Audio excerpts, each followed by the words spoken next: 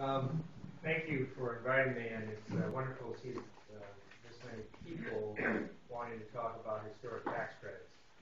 One of those federal and state programs that had a very slow beginning, both because it was complex and also because it was new. It was a creative economy kind of proposal starting with the feds to get average citizens and small businesses and to look at how you can preserve your heritage from New York City to Washington, Iowa. Big cities and small towns have an equal share in trying to save the building because it's about preserving the buildings.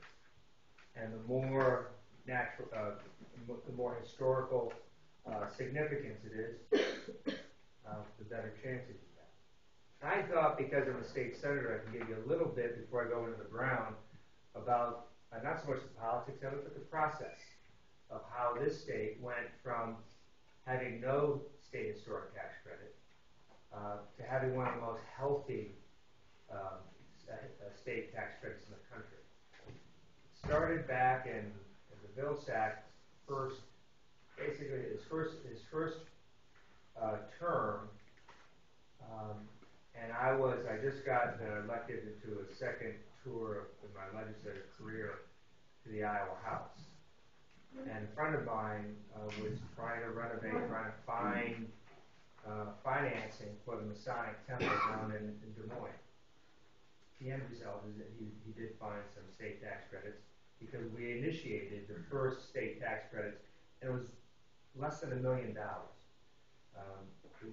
We weren't convinced, and the governor wasn't convinced, that this kind of public investment would help stimulate any kind of economic development. And we then tried to solicit some of the Department of Cultural Affairs, which runs the program now, to get an economist from Iowa State to show how the economics of investing money into a building would create an economic stimulus for that building and for the community and for any of the businesses that might work within it. And there was no model. And we struggled for a couple years, and by the just pure strength of some legislators having the gut reaction that this was a good thing, a good way to invest, it was bounced up to $2 million. And that's where it stood until Governor Culver came in. I think the last year of Governor Vilsack's administration, it was ramped up to $6 million. By that time, enough people, Republicans and Democrats, began hearing from people like you who had the tax credits that when you could marry it with the federal tax credits, then about 45% of your construction costs of renovating the building, and that there was some soft cost to architects and to accountants, but anything that was eligible, you could use these tax credits for, and there was a complicated process to go through. We went from $6 million to $45 million in 3 years because we convinced many people in rural Iowa, their legislators, that this was helpful to them for barns, for businesses, and once they understood that a neighborhood in Des Moines was no more special than a small town in eastern Iowa, they and that people saw what you could do with a renovation in a square in a town and what that meant for other buildings along the town, people began to see the real benefit. So we have a very, very strong, very healthy, very robust state tax credit. Is Doug Steinmetz? I don't think Doug is here. Does anybody know Doug Steinmetz? Okay, good. Then I want to preface what I'm saying next because Doug's counterpart in Des Moines, Jeff Porter, is one of my best friends. And now, having said that, there is difficulty and a heartache in a tax credit program, and there is pride and there is accomplishment. if you're a small project under 500,000, it's an incredible opportunity. Your house, business, a garage that you want to renovate back to a carriage house. There's so many things you can do for these small tax credit projects, and there's no winning line. And the state is very helpful in getting you to fill your applications out.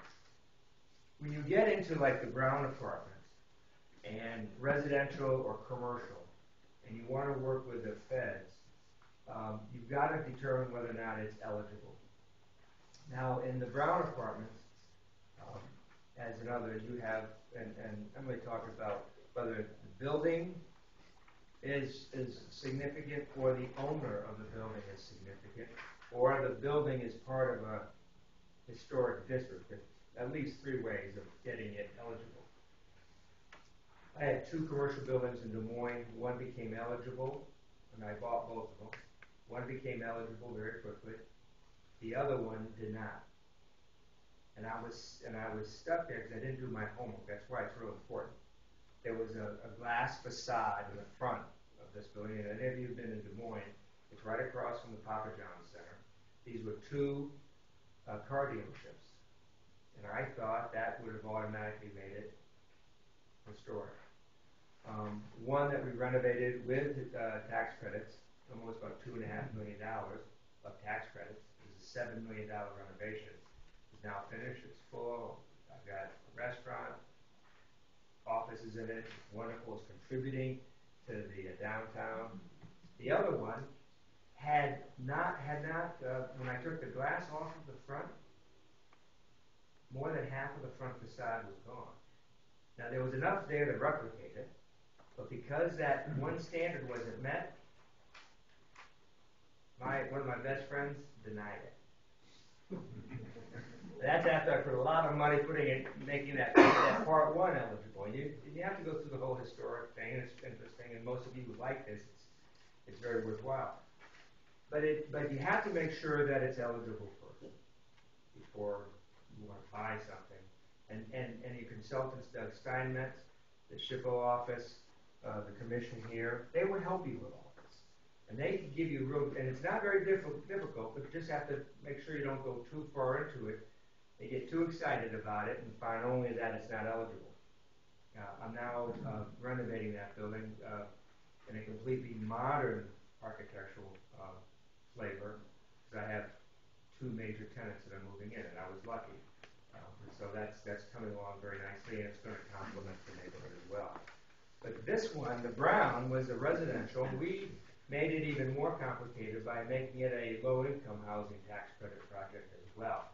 So you have historic plus low income, and it became,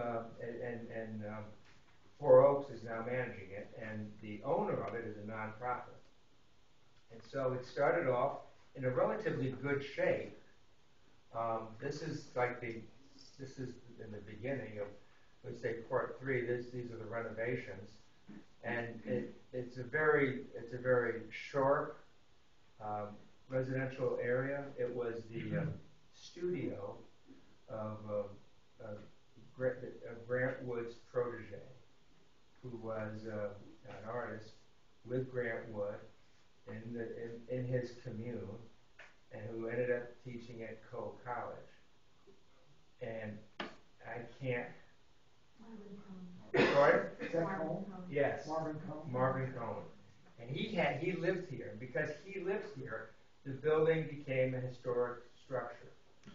Not just because it was over 60 years old. So that's how it became historic. And when we walked in here, the windows were wrong, but everything else, the woodwork was still in place. The actual footprint of each of the apartments could be renovated and returned back, but it was a small place, and so the kitchens were nice for back then. But when you had to put a dishwasher and a refrigerator and a stove of the sizes that we have now, and when you have different qualifications between the low-income housing tax credit, which has some standards. Trying to fit it into a historic building becomes challenging. OPN was our architect, and Ryan Company was our contractor. I was a consultant to this job. The MAP was the nonprofit, and Jim Ernst and Four Oaks is now managing it. And so you have the nice styles of the 20s and 30s with the wide window brims, the oak structures, the French doors, the heating. We put electric heating in, and these were like